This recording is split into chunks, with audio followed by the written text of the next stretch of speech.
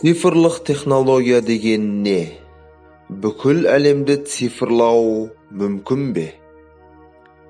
Бетбұрысты сәт. Интернеттің цифрлық желісіне адамдардың 80%-ның қатысуы. 2025 жылға қарай сауалнамаға жауап берушілердің 84%-ы осы бетбұрысты сәттің нәтижесіне үміт артады.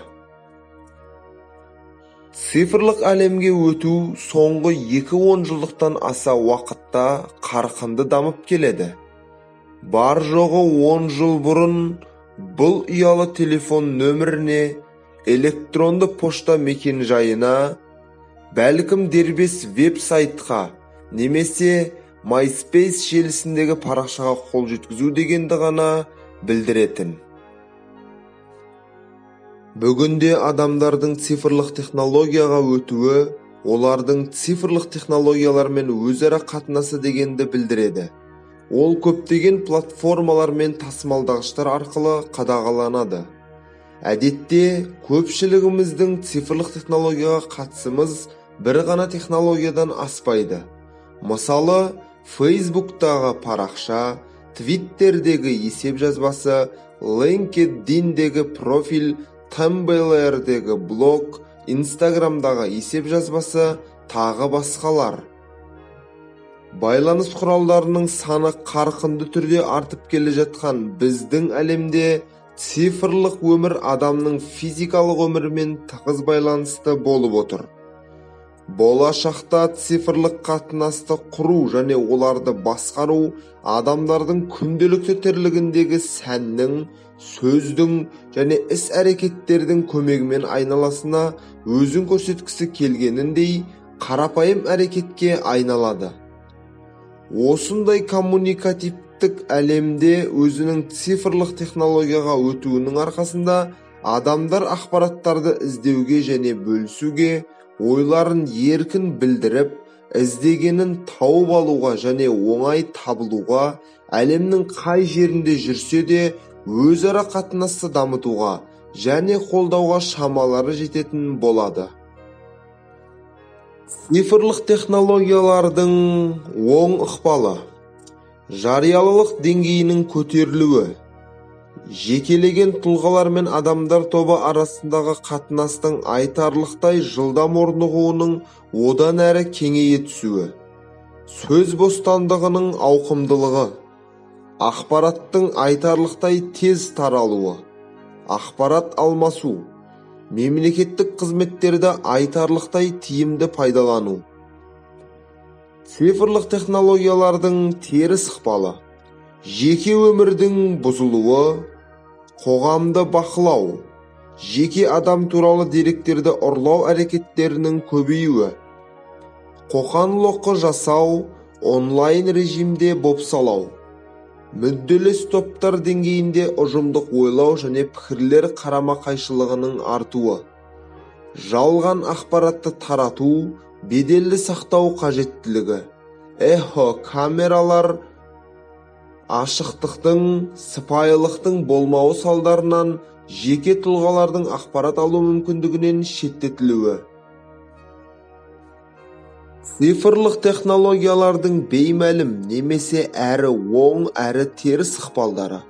Бұрынғы нұсқалар цифрлық жүйелердің іздері, мақсаты айқынырақ жарнама, мақсаты айқынырақ ақпараттар мен жаңалықтар, жеке адамның бейнесі жайындағы ақпарат, тұлғаны айқындап отыру, белгісіздіктің болмауы, онлайн аясында әлеуметтік қозғалысты құру мен дамытудың қолайлы болуы.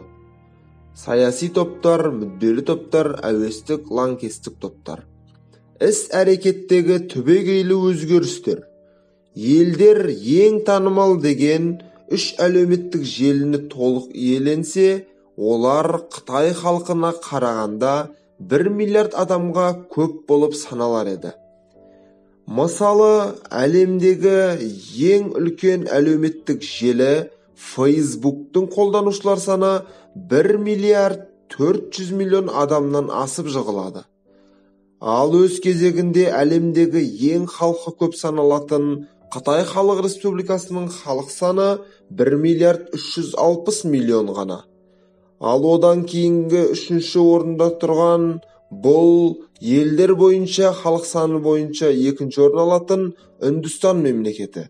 Үндістан елінің халық саны 1 миллиард 240 миллионнан астам.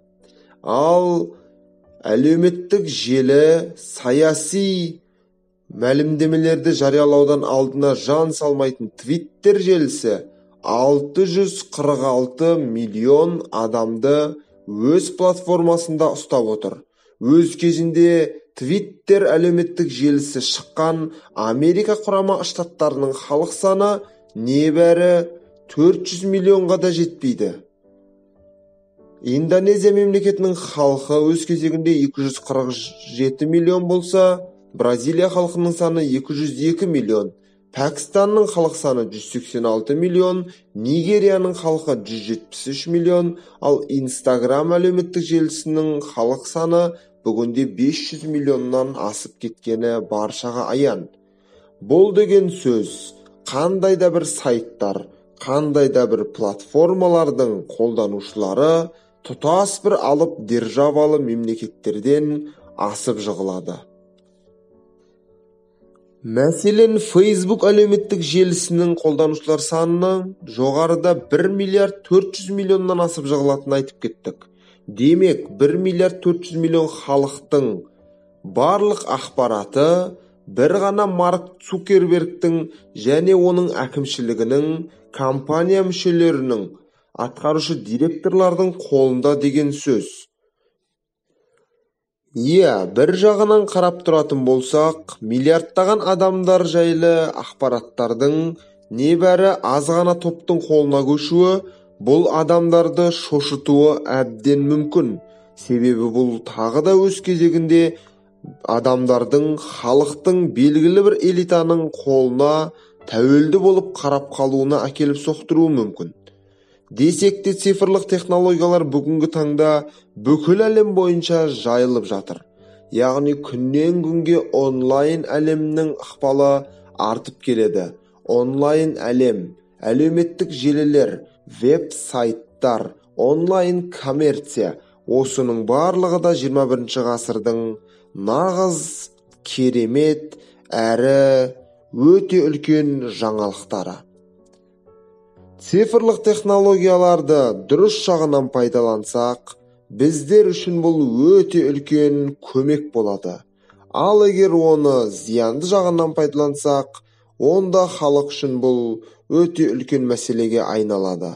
Егер видео ұнаған болса, видеоға лайк басып, цифрлық технологиялар жайлы өз пікірлеріңізді жаза кетуді ұмытпаңыздар. Сіздермен бірге болған мен Ернар, қазақтың блогері. Айтпақшы, видео ұнаған болса, астындағы қоңыраушаны басып, каналға тіркеле кетуді ұмытпаңыз. Сонда сіз келесі шығатын өте қызықты видеоны алғаш болып көре аласыз.